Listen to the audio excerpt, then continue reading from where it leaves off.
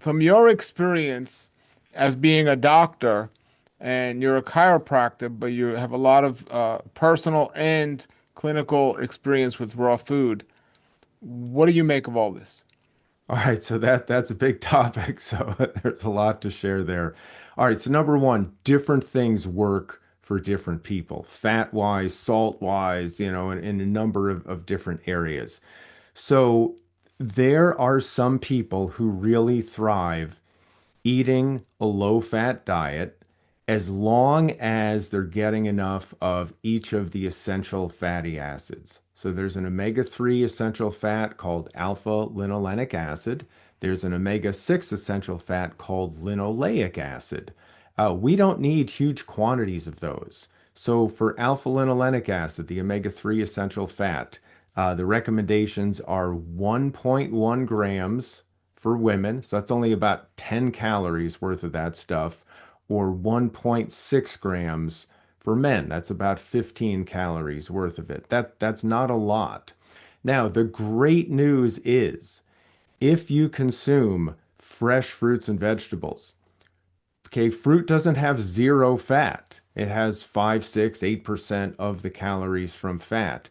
And of that fat, a pretty significant percentage of it, even though the overall amount of fat is low, but a significant percentage of it is actually those essential fatty acids. And then if you add leafy greens into your diet, from a significant amount, like a giant head of romaine lettuce, for example, if you spread that out throughout the day, especially if you put some greens in smoothies or juices, someone might consume that quantity of greens a day. You can get about 1 gram of the omega-3 essential fat just from those greens. And within conventional eating, you don't hear that lettuce is a good source of omega-3s because a piece of iceberg on your cheeseburger twice a week is not going to add up nearly enough. And so anyway, if you're eating a raw diet and there's a significant amount of leafy greens, you can get a substantial amount of your omega-3 fats just from that. And then the rest of the fruits and vegetables that you eat could add another gram or two.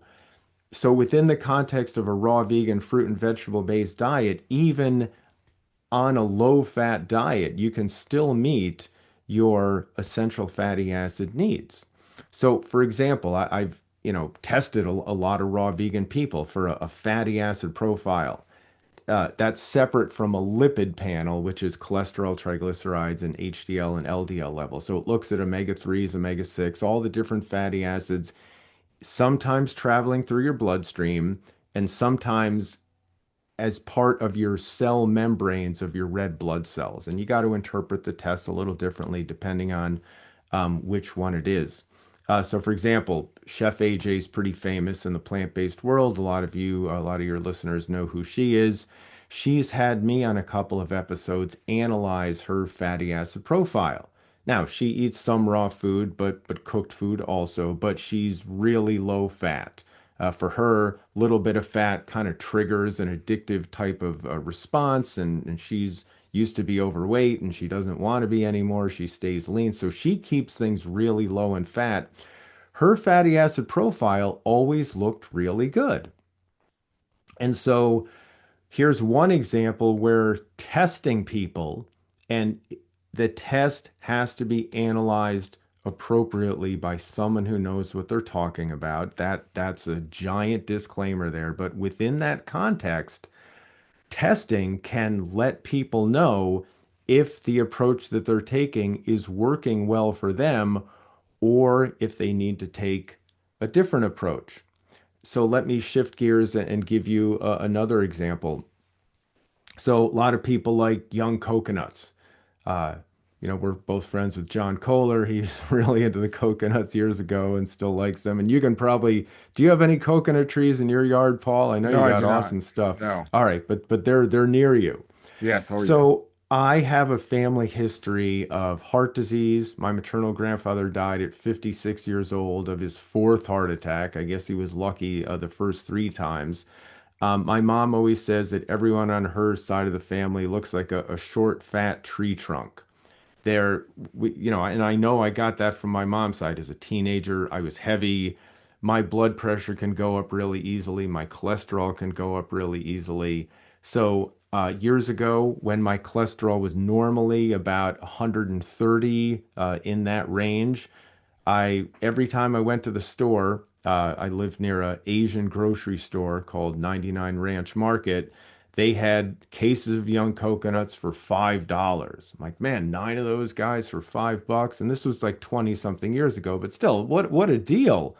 So I would buy like two cases a week and a couple of coconuts with some fresh banana and frozen mango and a little bit of vanilla bean in there. It would make a delicious smoothie. So I was consuming coconuts regularly. Young coconuts, relatively healthy fat according to some, still bad according to others.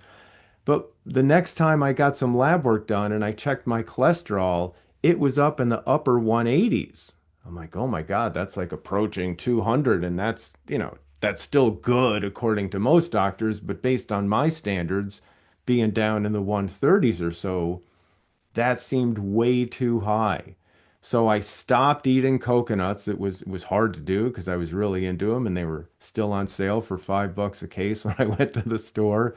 But I wanted to experiment, went back to my normal way of eating without the coconuts, and my cholesterol was back down 50 points lower after taking the coconuts out. So if with other people, if their cholesterol went from 130 to 140 by adding those coconuts and all else looked well, they can, quote, get away with that more easily than I could. So I know, and like with salt, for example, I know this is going out of the realm of fat, but like my blood pressure is always a little higher than Dr. Karen's is. She's at like 88 over 58 is typical for her, with a little bit of miso sometimes in her diet. With none of that in my diet, I'm at like 10 something over mid 60s. If we both go out, let's say to a restaurant, haven't done this in a number of years, but there's a little bit of salt in the food at the restaurant. The next day, her blood pressure goes up a little. It might be 92 over 60, barely goes up.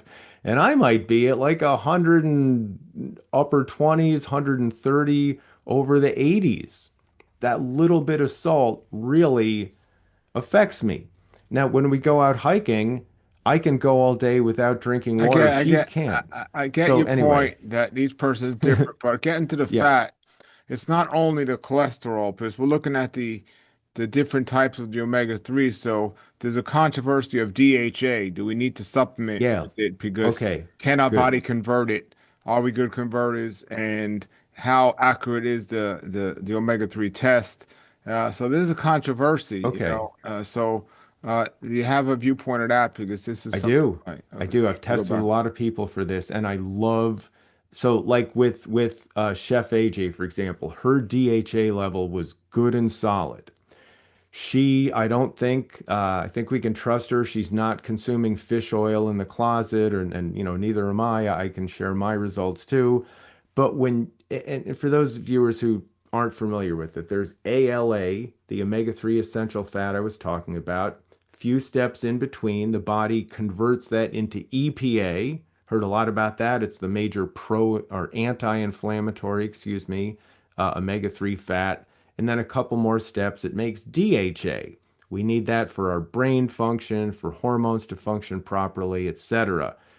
It comes from the ocean. It's found in algae, and then fish eat the algae, and then it's in cold water fish. So the big question in the omega-3 world is if we eat this stuff ALA, can our body make enough DHA? And most people I have tested can make enough on their own. Their bodies can produce enough of it. And some people don't make enough. And for those people that don't make enough, a supplement may be appropriate. So I'll give you a perfect example. Speaking, Paul, I said, parents of young kids. So our little guy's 4.5. So starting 5 or 6 years ago, when my wife got pregnant, We had tested her a little bit before. We did a fatty acid profile test on her, and her DHA wasn't quite as high as I would have liked it to see. So we got her an algae-based supplement to make sure her DHA level was sufficient during the time she was pregnant because it's well known that there's a major drain of DHA reserves of pregnant and breastfeeding women. It's creating a brain in the spinal cord of the child. It's taking it out of mom to give to the kid. The kid needs enough of that for IQ, for visual acuity, for behavior issues, etc. So in her case, she supplemented with DHA. I never have because when I've tested myself, I have enough DHA. I know my body converts enough. So I think appropriately interpreted testing can help answer the question if somebody needs to take a DHA supplement or not. How are you testing the DHA in people? So I've tested it through a couple different companies. One is Genova Diagnostics. You bring a kit to a lab, they draw the blood, they fill up the kit, they send it to the specialty lab in North Carolina. They measure everything based on the fatty acid composition of your red blood cell membranes. More recently, I switched over to a company called Omega Quant. They make it really convenient. They just send you a kit for $100. You can get all your fatty acid levels checked. You just prick your finger, drip some drips of blood on a card, and send it back to them. There, it's not quite as accurate. They actually measure the DHA and all the other fatty acids that were in the blood sample. One of their tests, called the omega-3 index, looks at the fatty acid profile of the cell membranes of the red blood cells. And sorry if this is getting a little too technical for everybody, but you got to interpret those things a little bit differently. And based on testing many people over the years, including myself with both companies, so I can see the differences, you know how to interpret them. So anyway, $100 take-home test can allow someone to see their omega-3 status. All right. There is some question to the validity of those tests, Yes. because they are testing the DHA in the blood, and some people are saying it's different in the brain than it is in the blood, and it's those tests. Some would even say controversially have been developed by people that are trying to push supplements. Uh, Uh, so what's your, do you there have is that? something to that. So one downside of this company, OmegaQuant, is the president of the company, Dr. William Harris, is a fish oil industry consultant. So when you read the stuff that they say, it's all about fish, fish, fish. I always tell my patients, when you get the results, ignore all that stuff until we have our follow-up consult, and I'll kind of put it in perspective for you. So that's one example of the results need to be interpreted appropriately by someone who knows what they're doing. Um, so yeah, there is something to that, but again, you got to know what you're looking at. Sure. Okay. Well, looking back at fat, it's not only the omega 3s in general. When we look at the percentage of fat on a raw food diet, does the percentage of fat matter, or is it like you said, it's different for each person individually? Yeah, I mean, okay. Number one, I would say nobody should. It would be a really rare instance where I would recommend someone eat a high-fat raw diet. That usually comes into play when people want to eat raw, but they're concerned about fruit, usually unwarranted. They've heard a lot of myths that fructose is going to raise your triglycerides and cause all these issues and cause fatty liver and, et cetera, give you diabetes or whatnot. Most of those claims are unwarranted. In fact, when I go over lab results with people, especially among high fruit eaters, I always tell them my favorite part is when we get to the blood sugar tests. And 98% of the time, they are excellent. And I tell them, when people tell you you eat too much fruit, bring your results around with you and show them your fasting glucose and your A1C and your insulin scores. So, that's the main time you see people eating a high fat raw diet. Is that appropriate for some people? Probably not. I think the great majority of those people would be better off eating fewer nuts and seeds and adding fruit to make up for those calories and still eat a lot of vegetables. What would you Um, I- consider high fat? yeah, probably anything over like it's so funny. In conventional nutrition, 30% or lower is considered low fat. I would consider 30% like moderately high. I think 40% or above I would consider high, and over 50 or 60 or 70 would be like ultra high fat. So, in your opinion, does it matter if the fats are raw, vegan versus animal fat, or it doesn't It make a it it, difference? it does matter. Oh, it absolutely positively matters. I mean, the omega-3 and the omega-6 essential fat have they're almost identical. There's one double bond difference between the two. So one small chemical change. Omega-3s are anti-inflammatory, omega-6s are pro-inflammatory.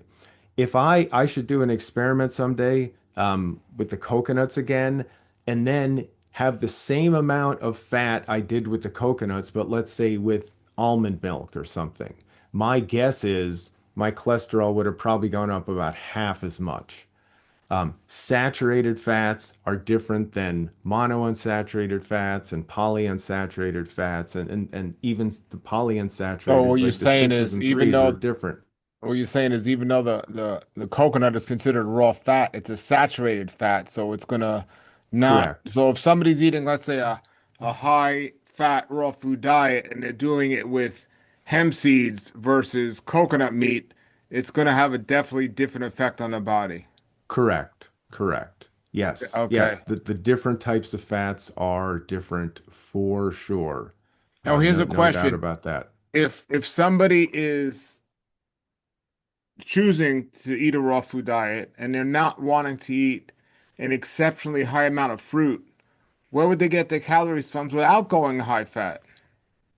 That's really hard. Sprouts and things they make in the dehydrator are that's the basic Well, answer. And anything in that's a dehydrate is going to be pretty much fat because it's nuts that are you putting in there for the most part. not always. You can make grain-based crackers, for example. Before gluten was bad for everybody, I used to take like sprouted rye berries and corn and blend it up with some vegetables and make crackers in the dehydrator. But you're right, people don't do that much. I would rather see somebody on, say, a 70% raw diet, relatively low in fat, and get calories from steamed vegetables and some relatively healthy starches, as opposed to them eating 40 or 50% of their calories from fat, being all raw. I think that's healthier for most people. See, that's a controversy. That's a I controversial saying right there. I agree. I agree. I Yeah, know all and what are wouldn't you agree. basing that on? Because there are other people that say different. So what are you basing that on? Your experience, your opinion? What are you basing that on? Some of it is my personal experience. Some of it is just casually observing people I've worked with, students and patients, many hundreds of them over the years. Um, so yeah, based on that, But personal fat is and not clinical just fat, experience. like you're saying. So you're saying fat and then the high fat, but like you said, coconut meat's different than like seeds or something. So fat is not just fat. So Yeah, but still, 50% of your calories from relatively healthy fat, in my opinion, is just still too much. okay, what's too M- low? What's too low in terms of fat? Like if so is what do you think's too low? Single digit percentages get me nervous, even if it's 8 or 9%. Okay, Maybe so that works for some people. It seems to be working for Chef AJ, although some would argue she's had health challenges, and who knows if fat is related to that or if that's past history from all her family smoking or Okay. whatever the case may be. So you think Um, single digit is too low?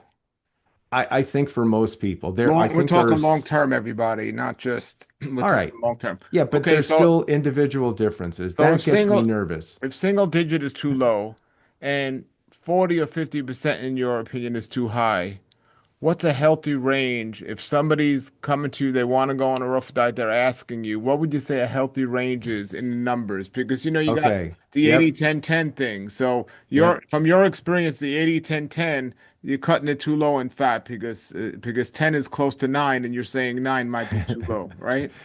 Right, right. I would say for most people, the general range is like low teens to low 20s would be a really perfect amount of fat within a healthy profile. Nature's wealth, good for your health. This is the Raw Life Health Show. Nature's wealth, good for your health. This is the Raw Life Health Show.